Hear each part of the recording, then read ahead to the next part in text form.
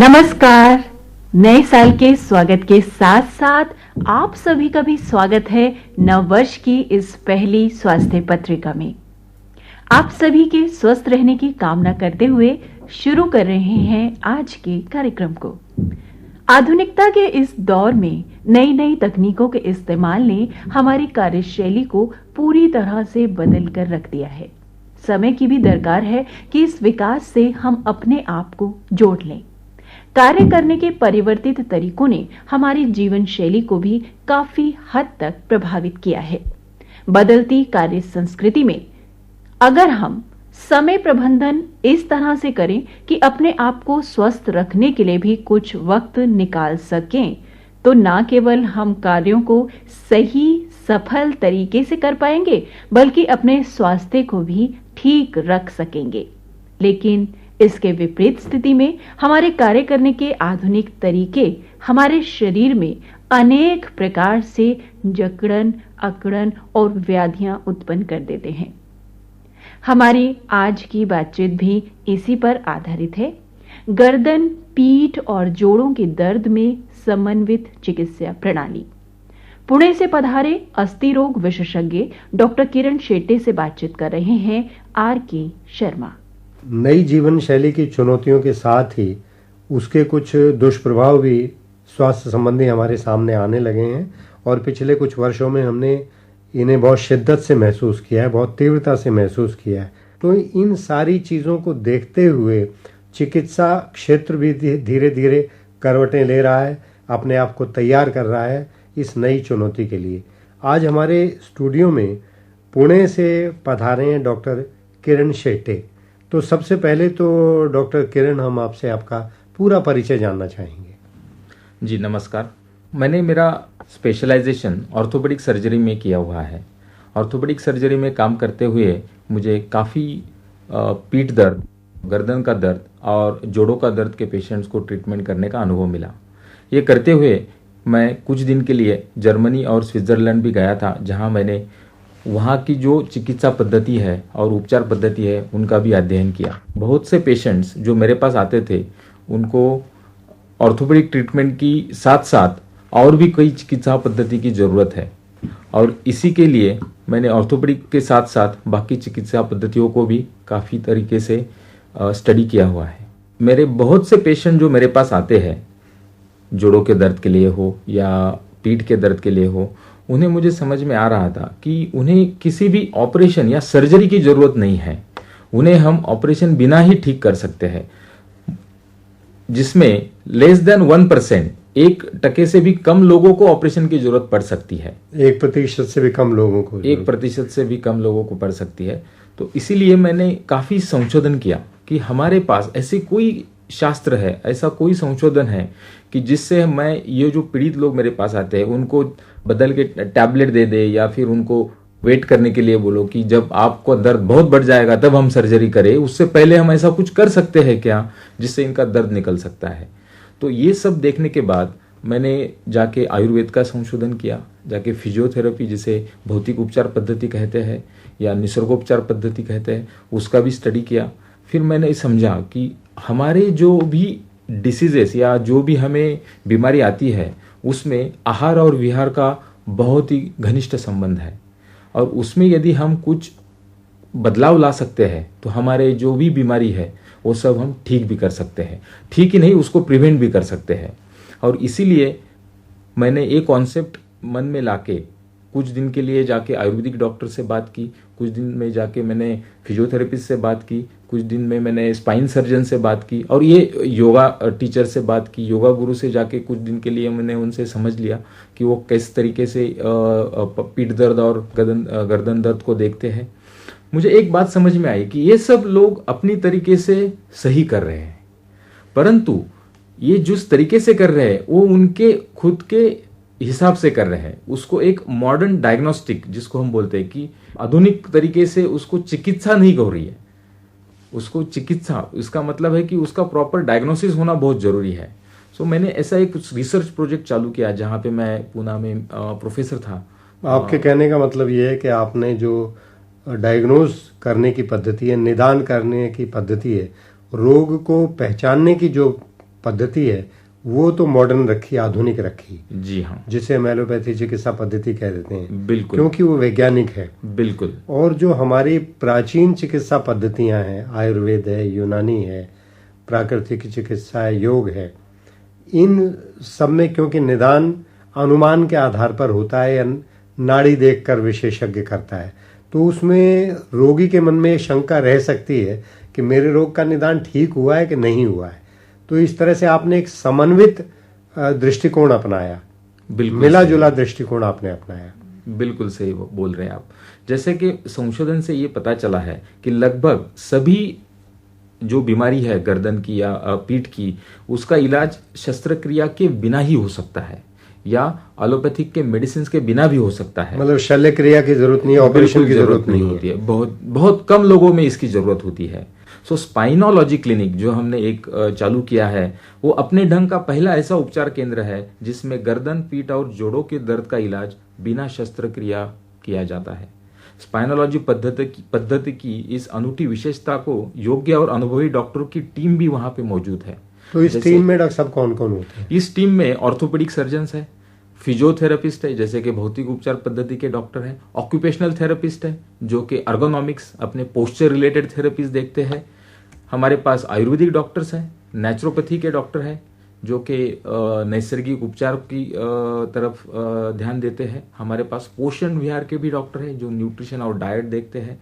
मानसिक आजार और पीठ दर्द, इसका भी काफी घनिष्ठ संबंध है। तो हमारे पास मनोचिकित्सक है, उसकी भी जरूरत है। उसके भी साइकियाट्रिस्ट है हमारे पास जो कि उस एंगल से पेशेंट को इलाज करते हैं। हमारे पास योगा के भी डॉक्टर्स है। तो हमारे पास कम से कम ऐसी 15 डॉक्टर्स की टीम है। अभी जब भी पेशेंट हमारे पास आता है तो ऑर्थोपेडिक डॉक्टर उसमें सेंट्रल रहता है जो कि सबको, पेशेंट्स को अच्छी तरह से हिस्ट्री जो कि उसका बीमारी के बारे में मालूमात करना, उसके बाद यदि जरूरत है तो उसका एक्सरे, एमआरआई या ब्लड टेस्ट करना और एग्जैक्टली डायग्नोसिस करना कि इसे तकलीफ क्या है। और उसके बाद हमारे जो डॉक्टर्स है जिसको हम हमारे क्लिनिक में स्पाइनोलॉजिस्ट बुलाते हैं, जो कि स्पाइन स्पेशलिस्ट होते हैं, स्पाइनोलॉजिस्ट बिकॉज ऑफ स्पाइनोलॉजी, वो फिर ट्रीटमेंट प्लान बनाते हैं। सपोज 5 तरीके की थेरेपीज की जरूरत है, जिसमें फिर ऑर्थोपेडिक की थेरेपी होगी, जैसे कोई इंजेक्शन देना हो, फैसेट ब्लॉक करके कोई थेरेपी हम करते हैं जिसमें पीठ में इंजेक्शन दिया जाता है। फिर आयुर्वेदिक थेरेपीज की जरूरत हो या फिर ऑक्यूपेशनल थेरेपी जिसमें अर्गोनॉमिक्स का, पोस्चर का बहुत इंपॉर्टेंट रोल रहता है। तो ये एक प्लान बनाया जाता है और इस प्लान को हमारी बाकी डॉक्टर्स की टीम के साथ डिस्कस किया जाता है। उदाहरण के तौर पे लीजिए कि आयुर्वेदिक डॉक्टर का उसमें यदि रोल आता है, आयुर्वेदिक डॉक्टर तो अपनी तरीके से पेशेंट को एग्जामिन करेंगे, वो समझेंगे उनको वात प्रकृति है, पित्त प्रकृति है या कफ है और उसके हिसाब से उनका कोई मेडिसिन भी होगा। बट वो मेडिसिन पेशेंट्स को हानिकारक नहीं होता है क्योंकि वो हर्बल टाइप्स मेडिसिन है। तो हम उसको प्रमोट करते हैं, बनता है। बिल्कुल जड़ी बूटियों से। तो उन्हें हम प्रमोट करते हैं कि आप वो मेडिसिन दे सकते हो ताकि आप कम से कम पेन किलर्स लो या फिर डिसीज को थोड़ी देर के लिए सप्रेस करने वाले मेडिसिन मत लो।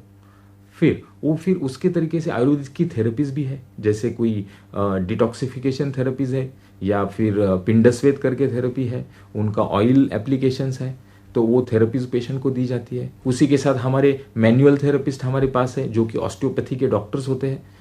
वो देखते हैं कि स्पाइन का अलाइनमेंट कैसा है, यदि उसमें कोई गड़बड़ है तो उसको ठीक किया जाता है। हमारे पास ऑक्यूपेशनल थेरेपी, जैसे मैंने बताया कि वो फिर डेली लिविंग पेशेंट्स का असेस किया जाता है, जिसमें पेशेंट का चेयर हो, सिटिंग हैबिट हो या स्लीपिंग पोस्चर हो, किचन में काम करना हो, जो भी उसका पोस्चर रिलेटेड है वो सब असेस किया जाता है। और फिर उसमें जो जो गलतियां हो रही है, क्योंकि हम हर रोज वो काम करते रहते हैं और हर रोज हमारे स्पाइन पे या जोड़ों पे उसका गलत असर होता रहता है। इवन इफ हम आपको आज अच्छा कर दे, कल जाके आप वही यदि चालू रखेंगे तो वापस वो दर्द वापस आना है। ये आप मालूम करते हैं कि कौन सा रोगी किस क्षेत्र में काम कर रहा है, किस तरह का काम करता है और उसकी बीमारी किस वजह से उसको हुई है। रसोई में काम करते हुई है या दफ्तर में काम करते हुए हुई है या किसी इंडस्ट्री में काम करते हुए वो तकलीफ हुई है, मशीनों पर काम करते हुए या ड्राइविंग करते हुई है, और वहाँ उससे क्या गलती हुई जिसकी वजह से वो तकलीफ उसको हुई। हम बिल्कुल उनके डेली एक्टिविटी, मतलब हर रोज का उनका जो जीवन क्रम है उसको हम बिल्कुल सूक्ष्मता से देखते हैं, बिल्कुल डिटेल में देखते हैं। डॉक्टर साहब, ऐसे में मेरे मन में भी ये प्रश्न उठ रहा है और बाकी लोगों के मन में भी उठता होगा और हमारी बातचीत सुन के भी उठा होगा लोगों के मन में कि इतनी सारी पैथीज को जोड़कर आप एक समन्वित उपचार पद्धति को अपना रहे हैं रोग मुक्त करने के लिए किसी भी रोगी को। तो एक आम धारणा है कि साहब जो हमारी प्राचीन या पुरानी चिकित्सा पद्धतियाँ आयुर्वेद हो यूनानी हो, एक आम धारणा लोगों के मन में है कि साहब ये रोग को तो जड़ से पकड़ते हैं, जड़ से ख़त्म करते हैं, लेकिन टाइम बहुत लेते हैं और आजकल समय की कमी सबके पास है। आदमी ऐसे उपचार क्षेत्र में जाता है जहाँ तुरंत गया, डॉक्टर ने देखा, उसको 10 गोलियां कैप्सूल दिए या 5 इंजेक्शन दिए और 1-2 डेज और ए वीक और सो ठीक होके आ गया अपने काम पे दोबारा। तो ये समय का आपके यहाँ कितना ध्यान रखा जाता है? जी हाँ, ये बहुत ही इम्पोर्टेंट क्वेश्चन है, क्योंकि हमारे यहाँ पे जो भी पेशेंट्स आते हैं उसमें मैक्सिमम 72 लोग कंप्यूटर पे काम करने वाले होते हैं, जिनके पास तो अपने खुद के शरीर पे ध्यान देने के लिए या खाने के लिए या फैमिली के लिए भी टाइम नहीं है। तो उन्हें हमें ठीक करना है। तो इस तरीके के जो पेशेंट्स है उनको टाइम ये बहुत ही इंपॉर्टेंट फैक्टर है। हमारे यहाँ यूजुअली हम पेशेंट्स को पहले तो ये समझाते हैं। हमारे यहाँ एक जो टिपिकल पेशेंट है, मैं उसका आपको हिस्ट्री बताता हूँ। पहले तो वो जब काम चालू करते हैं या जब भी उनको दर्द चालू होता है तो पहली चीज वो करते हैं जाके कोई मलहम लगा दे या कोई गर्म पानी से सेक ले ले या फिर मसाज ले ले, और इसकी वजह से उनका दर्द थोड़ी देर के लिए कम हो जाता है और वो अपना काम चालू रखते हैं। परंतु उसके अंदर जो बीमारी है वो तो बढ़ती रहती है, वो कम नहीं होती है और उनको लगता है कि मैं अच्छा फील कर रहा हूँ, और फिर साल या 2 साल वो ऐसे ही चलता रहता है। और एक दिन ऐसा आता है कि उनको ये जो टेम्पररी उनका जो भी इलाज चल रहा है वो भी काम नहीं करता है और फिर उनको डॉक्टर की याद आती है, वो डॉक्टर के पास आएंगे। जब भी हमारे पास वो आते हैं तो उनका डिसीज एक लेवल पे आ चुका होता है। तो हमें उन्हें ये समझाना पड़ता है कि ये बीमारी एक दिन में नहीं हुई है, इसको काफ़ी टाइम लगा है होने के लिए, इसको काफ़ी देर से वो डेवलप हो रही है। ताकि आपने खाना अच्छा खाया नहीं है, आपको विटामिन B12 या D की डेफिशिएंसी है, आपने पोस्चर अच्छा नहीं रखा था, एक्सरसाइज नहीं की थी, तो इसे थोड़ा टाइम उनको देना ही है। कम से कम हमारे यहाँ जो ट्रीटमेंट होती है वो एक 7 दिन से लेके 20 दिन तक चलती है, जिसमें किसी पेशेंट्स को जैसे किसको कितनी थेरेपीज दी है उसके हिसाब से किसी को 1 घंटा लगता है या किसी को 3 घंटे भी लगते हैं हर रोज देने के लिए। और ये 20 दिन के प्रोग्राम के बाद हम यूजुअली पेशेंट्स तो ठीक ही हो जाते हैं उसमें, बट हम उस दौरान उनको हमेशा कहते हैं कि आप काम करते रहो। इसे हम फंक्शनल रिहैबिलिटेशन बोलते हैं। जैसे कि काम करते करते आप अच्छा होना चाहिए। आप यदि घर पे सो के हमारे ट्रीटमेंट लेंगे या एडमिट होंगे और ट्रीटमेंट लेंगे तो हम उसको अच्छी तरीका रिजल्ट नहीं मानते हैं। आप काम पे जाइए और ठीक हुई। तो आपके यहाँ दाखिल करते हैं मरीज को? नहीं, हम इंडोर पेशेंट नहीं होते। हम इंडोर पेशेंट्स बिल्कुल बिलीव नहीं करते। हम बिलीव करते हैं patients should be rehabilitated in their home environment. उनके घर पे उनको अच्छा होना चाहिए। एडमिट होके उनको और थोड़ी निगेटिव एनर्जी देने में कोई मतलब नहीं है। जो बिल्कुल ही चल नहीं पाते हैं उनको हम थोड़ी बहुत व्यवस्था करते हैं, बट हमारे जो 72 पेशेंट है वो घर पे रह के ट्रीटमेंट लेते हैं, और जो बाहर गांव से आते हैं उनकी हम व्यवस्था आजू बाजू किसी अच्छे होटल में वगैरह कर लेते हैं। हाँ, कि उनको रहना पड़ेगा कुछ दिन के लिए। इसमें एक बहुत इंपॉर्टेंट चीज है कि ये ट्रीटमेंट होने के बाद बहुत अच्छे हो जाते हैं, बट हम उन्हें फॉलो अप भी बोलते हैं, जो कि 3 महीने हो या 6 महीने हो, डिपेंडिंग ऑन पेशेंट। हाँ, वो फॉलो अप करना जरूरी आपके टच में रहना है, आपके संपर्क में रहना है। बिल्कुल। वो फिर हम 6 दिन के लिए वापस बुलाते हैं और 6 दिन हमारे यहाँ मैनुअल थेरेपी होती है, मोबिलाइजेशन होते हैं, वो हम वापस कराते हैं, एक्सरसाइज करा के लेते हैं और फिर वापस भेज देते हैं। ये मेंटेनेंस जरूरी है, क्योंकि एक बार ठीक हुए लोग भूल जाते हैं। हाँ, फिर आहार भी भूल गए और फिर एक्सरसाइज भी भूल गए और रूटीन भी भूल गए, फिर वापस वो दर्द आएगा। तो डॉक्टर साहब देखिए, आजकल जो वर्किंग कंडीशंस हैं वो पहले जैसी नहीं रह गई हैं। वो 10 से 5 या 10 से 6 की नौकरी नहीं है सरकारी। अब जो है बहुराष्ट्रीय कंपनियां आ गई हैं, नए चैलेंजेस हैं। अब लोगों को 9 घंटे 10 घंटे और कई बार इससे ज़्यादा भी अपने काम पर गुजारना पड़ता है। और जैसा आपने ही खुद कहा कि उन लोगों को अपने परिवार के लिए भी समय नहीं होता कई बार। तो कौन सा ऐसा क्षेत्र है हमारे आजकल के काम का जिसमें से सबसे ज़्यादा मरीज आपके पास आते हैं? मैं उनको डिस्करेज करने के लिए नहीं पूछ रहा हूँ, इसलिए कि वो ज्यादा सावधान रहें। जी हाँ, सो आपने बिल्कुल सही प्रश्न पूछा है। मैक्सिमम जो हमारे पास आते हैं वो आईटी सेक्टर से आते हैं, इंफॉर्मेशन टेक्नोलॉजी, सूचना क्रांति के लोग हाँ, जो हैं ज्यादा। बिल्कुल बिल्कुल। और आजकल ऐसा हुआ है कि आईटी सेक्टर ही नहीं बल्कि बैंक लीजिए या फिर आप कॉलेजेस लीजिए, वहां पे भी कंप्यूटर का यूज काफी हो रहा है। जहां पे भी तो हर जगह आ गया है। जहां पे भी कंप्यूटर यूज बढ़ रहा है वहां से हमको ज्यादा पेशेंट्स आते हैं। ओल्ड एज तो आते ही है घुटने के दर्द से, बट सबसे ज्यादा जो बैक पेन वाले आते हैं वो आते हैं कंप्यूटर पे काम करने वाले पेशेंट्स। और उनका लाइफस्टाइल और ये उनका दिनचर्या एक बहुत ही इम्पोर्टेंट फैक्टर है उनके बैक पेन के लिए। तो डॉक्टर साहब, एज ग्रुप जो है, आयु वर्ग, वो भी कुछ मायने रखता है इस तरह के दर्द में? जी हाँ, कि बच्चे हैं, जवान हैं, बूढ़े हैं? जी हाँ, बिल्कुल मायने रखता है। क्योंकि हमें सरप्राइजिंगली आजकल तो हमारे पास स्कूल बच्चे भी आ रहे हैं, क्योंकि उनके स्कूल बैग्स इतने हेवी है कि उनको जल्दी ही स्पाइन डिफॉर्मिटीज और बैक पेन होना चालू हो जाता है। और अभी अभी जो भी बच्चे हैं उनका जंक फूड पे काफी ध्यान है, तो इस उम्र में यदि खाना खाते हैं, बिल्कुल तैयार खाना खाते हैं, नमकीन, ये वो ज्यादा, वो बर्गर खाएंगे और फिर उनको कैल्शियम नहीं मिलता है। और इस उम्र में यदि कैल्शियम नहीं मिलता है तो उसका असर पूरे लाइफ तक रहता है। इसलिए बच्चों को कैल्शियम होना बहुत जरूरी है। तो इस उम्र में ये बीमारी हो जाती है। फिर जब भी 25 टू 30-35 की जो उम्र है उसमें काफी लोग पोस्चरल बैक पेन हम जिसे बोलते हैं, जिसे मैकेनिकल बैक पेन, बैठने संबंधी, उठने संबंधी जो बिल्कुल मुद्रा है, जो तरीका है, वो गलत होता है। कंप्यूटर पे गलत तरीके से कंटिन्यूअसली काम करते कर वजह से जो बैक पेन होता है उसके काफी मरीज इस उम्र ग्रुप में आते हैं। और हमारे मैक्सिमम पेशेंट्स ओल्ड एज तो ही है, but maximum I will say surprisingly इस एज ग्रुप में है। डॉक्टर साहब, मैं खास एक सवाल पूछना चाहूंगा अपने युवा वर्ग के लिए विशेष तौर पर, क्योंकि कंप्यूटर पर नौजवान ज्यादा काम करते हैं। वैसे तो जैसे हमने बातचीत की है उसमें यही आया कि कंप्यूटर अब हर जगह है, तो कंप्यूटर पर काम करते हुए उनको क्या विशेष सावधानी बरतनी चाहिए जिससे कि ये बीमारियां कम से कम हों? जी हाँ, सावधानियां तो काफी है, बट मैं जो इम्पोर्टेंट है वो जो खास है वो बताता हूँ। पहले तो आप खुद को कंप्यूटर के डेस्क के एडजस्ट करने की कोशिश मत कीजिए। अपने शरीर के हिसाब से कंप्यूटर डेस्क को एडजस्ट कीजिए। कंप्यूटर डेस्क मतलब है टेबल, तुम्हारे स्क्रीन का मॉनिटर और चेयर। ये चेयर बेसिकली अर्गोनॉमिक चेयर होनी चाहिए। अर्गोनॉमिक मतलब है कि उसे पहिए होने चाहिए, उसको घूमने का सरिया होना चाहिए, उसे बैक में सपोर्ट होना चाहिए। दूसरी चीज, जब भी आप मॉनिटर रखते हैं कंप्यूटर का, वो अपने आई लेवल पे होना चाहिए, आंखों के लेवल पर होना चाहिए। आंखों के लेवल पे होना चाहिए, उसे नीचे भी नहीं और ऊपर भी नहीं होना चाहिए।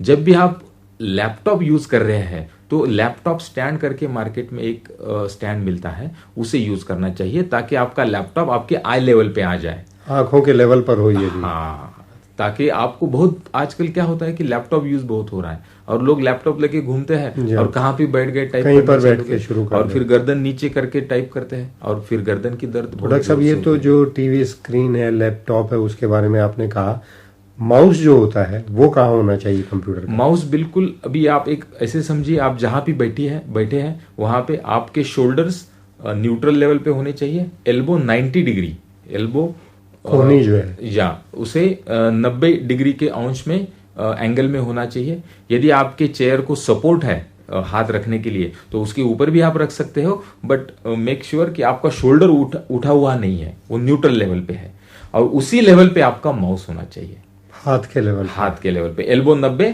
शोल्डर न्यूट्रल लेवल पे और फिर हाथ के लेवल पे माउस आप टेबल पे मत रखिए। बहुत बार मैंने ये देखा है टेबल पर रख के काम करते हैं, तो उससे क्या होता है कि आपका शोल्डर ऊपर चला जाता है और उसी वजह से जो गर्दन की मसल्स है, जो भी वो मांसपेशियां यहाँ पे फिर कॉन्ट्रैक्ट हो जाती है, वो आकुंचन हो जाती है और इसलिए फिर गर्दन एक बाजू में झुक जाती है और दर्द चालू हो जाता है। तो डॉक्टर साहब, आपने बच्चों की भी चर्चा की। जी हाँ, कि स्कूल बैग की वजह से और कंप्यूटर की वजह से उनमें दिक्कतें होने लगी। बिल्कुल। एक खास वर्ग है हमारे यहाँ, वो है महिलाएं हमारी। राइट। अब महिलाओं का एक बहुत बड़ा वर्ग ऐसा है जो घर का काम भी करता है, बच्चों को, परिवार को भी संभालता है और उसके साथ साथ काम भी करता है। चाहे वो फैक्ट्री में काम कर रही हैं या दफ्तर में कर रही हैं, बैंक में कर रही हैं, कॉल सेंटर में कहीं नौकरी कर रहे जी हैं, हाँ। तो उन पर देखा जाए तो सबसे ज्यादा तनाव है। बिल्कुल। पुरुष के मुकाबले कम से कम दुगना नहीं तो 3 गुना ज्यादा स्ट्रेस का सामना, तनाव का सामना उनको करना पड़ता है और काम के दबाव का सामना करना पड़ता है। तो महिलाओं में किस तरह की समस्याएं ज्यादा होती हैं और वो क्या करें?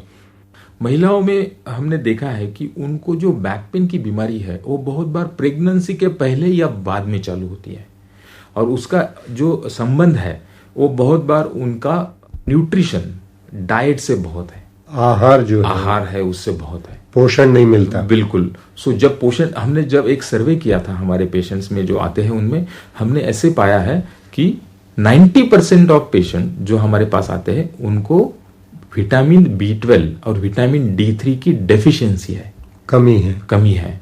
तो ये ऐसे दिखाता है कि उनका न्यूट्रिशन भी अच्छा नहीं है, एक फैक्टर है। दूसरा है कि प्रेगनेंसी के दौरान उन्हें कोई एक थोड़ी सी एक्सरसाइज करनी चाहिए, गर्भावस्था के दौरान व्यायाम जरूर करना चाहिए, और वो व्यायाम सीख के करना चाहिए। अपने आप मन से कुछ मत कीजिए, एक भौतिक उपचार तज्ञ के पास जाके उनसे सीख के कुछ एक्सरसाइज करनी चाहिए। प्रेगनेंसी के बाद जब आप बच्चों का ख्याल रख रहे हैं, उनको स्तनपान हो या उनको नहाना हो, जो भी है, उस दौरान आप वो काम कीजिए, बट उसको भी झुक के नहीं करना है, या फिर आपका जो क्रीब है उसको आप बहुत लो लेवल पे नहीं रखिए, उसको थोड़ा हाई लेवल पे रखिए। और उसके बाद की भी जो एक्सरसाइज है, जिसे फिजियोथेरेपी या भौतिक उपचार पद्धति बोलते हैं, वो करना चाहिए। और अपना खुद का न्यूट्रिशन बच्चे के साथ अच्छा रखना चाहिए। विटामिन सप्लीमेंट्स आजकल थोड़ा सा नॉर्मी हो गया है, क्योंकि हम जो खाना खाते हैं उसमें इतना न्यूट्रिशन आजकल नहीं मिलता है। आप देखेंगे पेस्टिसाइड काफ़ी उसमें मिक्स हुए आते रहते हैं, हमारा जो लैंड है उसमें भी काफ़ी न्यूट्रिशन कम हो गया है। तो हमें न्यूट्रिशन सप्लीमेंट्स लेना आज जरूरी हो गया है, specially in women. So women के जो महिलाएं हैं उनमें हमें बैक पेन प्रेगनेंसी के दौरान दिखाई दिया जाता है, तो उनका बहुत ही अच्छी तरह से प्रिवेंशन है एक्सरसाइज करना, पहले और प्रेगनेंसी के बाद में। अभी उनके घर में भी जो भी काम है, हमने हमारे यहाँ ऑक्यूपेशनल थेरेपी जो है, हमने काफ़ी उसमें भी संशोधन किया। तो हमारे यहाँ एक सब बात समझ में आई है कि जब भी वो किचन है, सपोज मैं एक सिंपल एग्जांपल आज जितना हमें वक्त है उसमें देता हूँ। जब भी किचन में एक सिंक है और वो उसमें बर्तन वगैरह धोते हैं, हमारे एक ऑब्जर्वेशन, जब हम फोटो मंगाते हैं तब ऐसे समझ में आया कि उनका जो टैप होता है वो काफ़ी वॉल को लगा हुआ है, इसीलिए उनको जब भी कुछ चालू करना है या फिर बर्तन धोने हैं तो उनको झुक के धोने पड़ते हैं। वो टैप को यदि वो थोड़ा लंबा करे तो उनको झुकने की जरूरत नहीं, नल जो है थोड़ा लंबा होना चाहिए। और ये हमने मॉडिफाई कर लिया तो काफ़ी महिलाओं का बैक पेन बिल्कुल कम हो गया, और उसके साथ एक्सरसाइज दिया तो बिल्कुल बंद ही हो गया। ये एक इम्पोर्टेंट फैक्टर है उसमें। महिलाओं में और एक बहुत ही गलत फहमी है कि हमें पीठ में जो सिजेरियन सेक्शन है उसकी वजह से इंजेक्शन दिया और दर्द चालू हो गया। बच्चा जब होता है तो ऑपरेशन से जब बच्चा होता है तब इंजेक्शन देते हैं पीठ में, और उसकी वजह से हमें बैक पेन हो गया।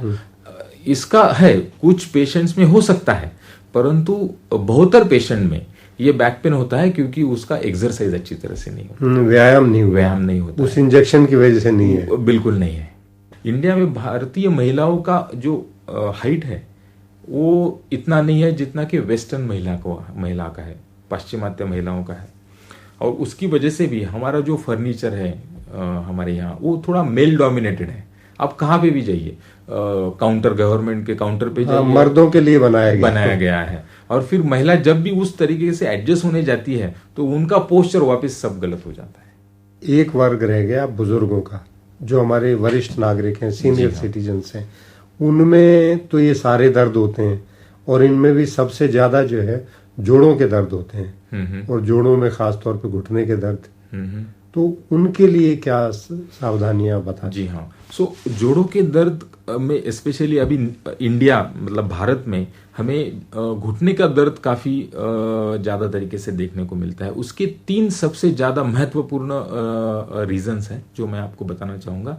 पहला है कि भारतीय पद्धति से टॉयलेट यूज करना, जैसे हम स्क्वाटिंग पोजीशन जैसे बोलते हैं, वो बैठ के टॉयलेट। उसमें क्या होता है, जब हम स्क्वाटिंग पोजीशन से खड़े होते हैं तब अपने घुटने पे 10 टाइम ज्यादा वजन रखते हैं, पूरे शरीर का भार उसी पे आ जाता है। ये एक रीजन है। दूसरा, हमें मांडी डाल के जमीन पे बैठने की बहुत आदत है, खाना खाने के लिए, भगवान की पूजा करने के लिए और ये सब करने के लिए। उसकी वजह से भी जब हम उस पोजीशन से भी जब उठते हैं तब घुटने पे बहुत, तो पूरे शरीर का वजन उठाना पड़ता है। बिल्कुल। और तीसरा एक महत्वपूर्ण कारण है कि हमारी जो चलने के लिए जो जमीन है, और मैक्सिमम सिटी में तो काफी अभी कंक्रीट आ गया है, टाउन्स के यहाँ पे जो वॉकिंग सरफेस है वो प्लेन नहीं होता है। चलने का जो स्थान है वो समतल नहीं है, एक जैसा नहीं, ऊंचा नीचा होता है। इसलिए घुटने का हमेशा इम्बैलेंस होता रहता है, संतुलन बिगड़ता है। इसीलिए भारत में सबसे ज्यादा आपको घुटने के मरीज दिखाई देंगे। तो डॉक्टर साहब, आप ये सलाह देंगे कि जब हम शौच के लिए जाते हैं, संडास के लिए जाते हैं टॉयलेट में, तो जो वेस्टर्न स्टाइल का संडास है, कुर्सी की तरह का, राइट, वो होना चाहिए। बिल्कुल।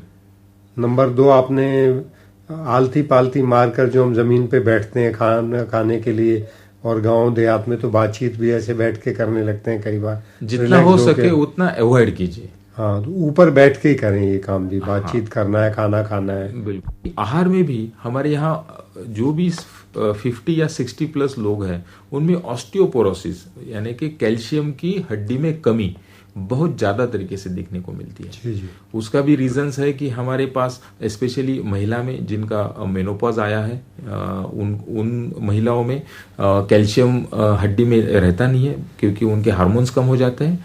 और ओल्ड एज में मेल्स जो कि पुरुष है, पुरुष वर्ग, उनमें भी आफ्टर 60 कैल्शियम हड्डी में रहता नहीं है। तो इट इज मैं कहूंगा कि बहुत ही महत्वपूर्ण है कि वो जाके अपने हड्डी में कैल्शियम की जांच करा ले, और यदि कुछ उसमें कमी है तो कैल्शियम की सप्लीमेंट चालू कर ले।